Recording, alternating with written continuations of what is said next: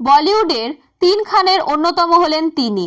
অগণিত ভক্তের কাছে ভাইজান তিনি। তার অনেক ভক্তরাই সেই আশা নিয়ে মুম্বাই আসেন যে তার ছবির হাত ধরে বলিউডে পা রাখবেন। কিন্তু বর্তমানে কিছু অসাধু ব্যক্তি এই পরিস্থিতির পুরোদমে সদ্ব্যবহার করছেন।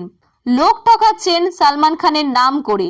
সকলেই জানেন সালমান খানের একটি প্রযোজনা সংস্থা আছে, সালমান খান ফিল্মস।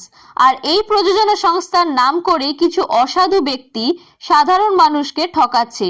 সম্প্রতি তাই সালমান খানের এই প্রযোজনা সংস্থার তরফে তাদের এক্স হ্যান্ডেলে একটি নির্দেশিকা জারি করা হয়।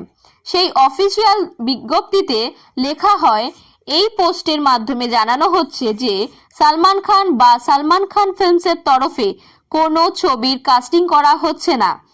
আমরা কোনো কাস্টিং এজেন্টকে দায়িত্ব দিইনি আমাদের কোনো আগামী ছবির জন্য।